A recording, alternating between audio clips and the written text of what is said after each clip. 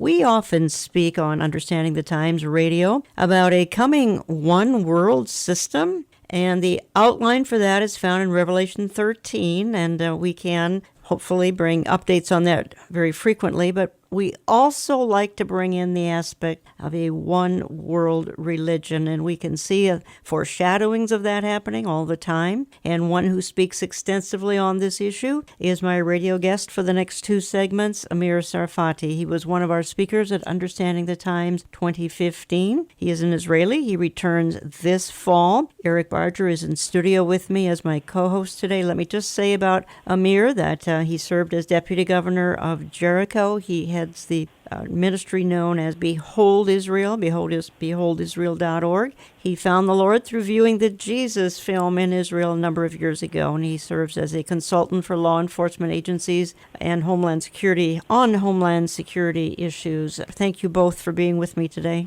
Amir, I know you're in Israel and you're leading a tour, and I really thank you for taking the time to talk with us today. But before I get to that one world religion issue, a lot of us were rocked about this big Iranian nuclear lie that Ben Rhodes sold to America and the president. What do Israelis think about this, Amir? And Ben Rhodes, the National Deputy Security Advisor to U.S. President Barack Obama, revealed in a New York Times interview published last week what we all pretty much knew. The White House lied to win approval for its Iran nuclear deal. Getting a deal on the books was more important than the consequences of doing so. It was more important than the reality of an aggressive and nuclear-armed Iran. And what is kind of shocking, Amir and Eric, is the New York Times and Mr. Rhodes are open about revealing this was all a big fraud, which is not new news to us. Yeah, it's funny because it didn't make a big news and big headlines here in Israel because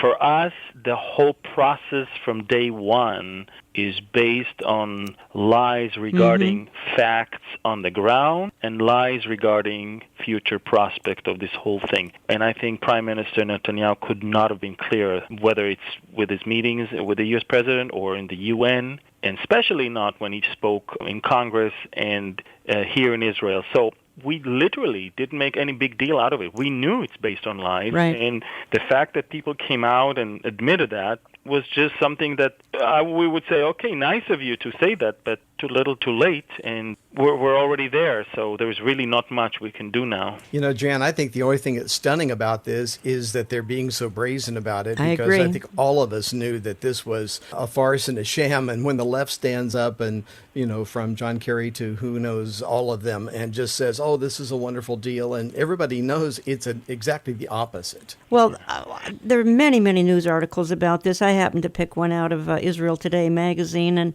and they say where Obama explicitly lied to allies and Americans was in describing the nuclear deal as having been struck with a, quote, moderate Iranian regime that had finally displaced a far more hardline government in Tehran. And then it goes on, the idea that there was a new reality in Iran was politically useful to the Obama administration. I read the New York Times article. Had Obama been honest about the fact that the foundation for his deal had already been laid with former hardline Iranian government, and that the new, quote, moderate regime was not really all that moderate, a lot more people would have taken the Israeli view of the nuclear agreement. Would you agree with that, Amir, that more people would have taken the Israeli view? Yeah, I do agree with that. You know, the current administration, I think that their name of the game is deception. Yes. And I'm not sure if in this current situation where people have been deceived for almost 8 years now, I'm not sure if there would have been any loud voice to say no. It seems like people have been conditioned. The entire political system as well as the military system had been conditioned to understand that any other option is off the table and that it's going to be bad for American interest, for Israeli interest, and therefore, apart from a few articles right now, it doesn't really make even big waves in America. Yeah, that's true. I'm not even talking about Israel. Let's face it, you already moved on. Yes, we've moved on. I mean, so And that's the sad thing. At the same time, this is one of the characteristics of the end time, the deception, the brainwashing of the people to believe in the lie and to fall into the lie. It's just part of it. And once you are aware of it, you're not surprised. We know God is in control, but we know that the prince of this world, his best way to work is to condition the people by deception. That's right. If this is moderate, that means they're only saying death to America and Israel, whereas the previous administration was screaming it. That's the only difference. Yeah. Amir, you and I were talking off air a little bit here about, and I asked you, what about then Israeli strike on Iran? And you say that is pretty much off the table. Now, first let me say that has not made any kind of major news in America, the fact that Israel is probably not even thinking about a strike on Iranian nuclear facilities. And first of all, there are 14 sites, which is really the problem. Am I right? There's a number of sites. Talk to us a little bit about this. Well, the Iranians learned the lesson from the Iraqi nuclear program that was all concentrated in one place and enabled Israel within one strike to completely destroy it. The Iranians spread it in 14 different sites in different locations. Geographically, it's almost on the verge of impossible to strike all of them at the same time in one successful mission. Israel, to destroy Hamas, way lesser threats, had to attack Gaza probably more than 100 times. So to be able to achieve within one strike, because you and I know nobody would give us another chance. And if we do it, we obviously will even do it under the radars of most of the world. Within one strike, we reached the conclusion that the damage that an airstrike will be causing the Iranian program would not be bad enough for them to completely bring that program to a stop. In fact, if anything, it will cause the Arabs and the Muslims and the Iranians themselves to unite around this deal, because Israel has always been the only thing that brought the Arabs together. Okay. So we decided years ago that unless we have the golden moment of great collaboration with countries around, something that will enable us to do multiple strikes within 24 hours, unless we have that, we better move on the cyber and sabotage on the ground, on that track. And that's what we've been doing. Yes. If it wasn't for the cyber attacks, Iran would have had the weapon, the nuclear bomb, at least 5 years ago. You're listening to Understanding the Times Radio. I am talking to Amir Tsarfati from Israel. You can learn much more at beholdisrael.org, beholdisrael.org. He's one of my conference speakers this fall, Saturday, October the 15th at Grace Church, Eden Prairie, Minnesota, just outside of Minneapolis. And my goodness, he was one of our most popular last fall when we had our conference last October. I appreciate the insights on that. Amir, is there an awareness among Israelis, in particular Christians there, concerning end times and Bible prophecy in general, how this is all playing out? The only thing that from time to time pops in the Israeli newspapers or even in the language of the Israelis is the term Gog and Magog. I'm not sure how many of them fully understand the extent of what it means. I'm not sure if they fully understand the limited war that Ezekiel describes in chapter 38 and 39. It seems like it's almost equivalent to Armageddon in the Christian language. But surely there is an understanding that things are getting way more extreme and way worse around, and that there can be a very catastrophic event in the Middle East should things get out of control. And that's when they're using that term. Jewish people in general are still a little bit detached from their understanding of Bible prophecy and fulfillment of Bible prophecy. They understand in general that the return of Israel to the land is definitely something the prophets talked about.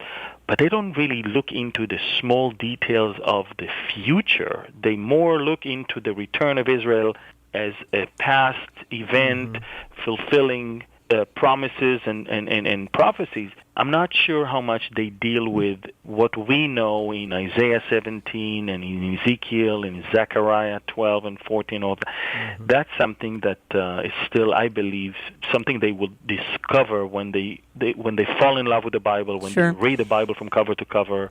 Well, basically when the Spirit of God is on them, when He will pour His Spirit on them. Let me ask you this. Are they detached from the U.S. election, or are they following that? If you know anything about Americans right now, Americans are obsessed with a couple of candidates and talking about it continually. How about Israelis? The Israelis are very much involved with the American political system. The only thing is we always ask ourselves, is he good for the Jews or not? Yeah. I mean, this is what Jewish people worldwide have been asking for decades regarding, countries where they lived. But this is what Israel is asking almost every 8 years or 4 years in regards to America and American candidates. For example, they make a big deal out of Clinton's latest speech. I'm talking about Bill Clinton's latest speech to a crowd where he said that he almost killed, it's an expression, for the cause of a Palestinian state, trying basically to say we did everything we could and they didn't take that opportunity. So Clinton is always being shown in a very positive light as someone who worked hard for peace, someone who cares for the Israeli security. Trump is the huge unknown for the Israelis. I think he's also unknown for many Americans. Yes, exactly. But everybody knows the guy from reality TV. They know the guy from being a billionaire who is a real estate mogul. But no one ever think for a second that this is a type of a president, that this is something that a president is made of. So he's the most interesting thing because everybody's waiting to see what's going to turn out of him. As a believer, as a Jewish believer who lives in Israel, I was shocked to see from such a great pool of candidates the narrowing down to this person. I mean, it was quite fascinating and shocking at the same time. To me, and I've seen that also in the Philippines when I just came back from there, to me the vote for Trump is not for Trump as much as for against the establishment. Yeah. It's more of a protest than anything else. That's exactly right. And that tells me how outrageous people are, how angry they are, how much the Obama administration caused the Republicans and the conservatives to be so angry that they are not even going to be politically correct anymore. They're not even buying any political package. That's right. They want a change. The Republicans haven't helped themselves one iota in That's the process right, Eric. of this either. That's exactly right. Folks are angry at both left and right because the right didn't push back against the Obama agenda. They did not push back at all, and as a result, we're just in a terrible, terrible mess here. Then do the Israelis think that Donald Trump could possibly be good for the Jews? Yes, there is a prospect, there's an understanding that he's definitely someone who can see good and bad, who can understand who is for America and who is really not. And although he's more a business-oriented person, he's more into, if you want this, pay for it, but at the same time, he understands that there are, very, very negative currents in the Arab world concerning America and its role, and he understands that this is really only one ally for America in the Middle East, and that's Israel. And he said that more than once. He also believed that Obama threw Israel under the bus. He believed that Obama treated us with disrespect and treated the enemies of America with great respect.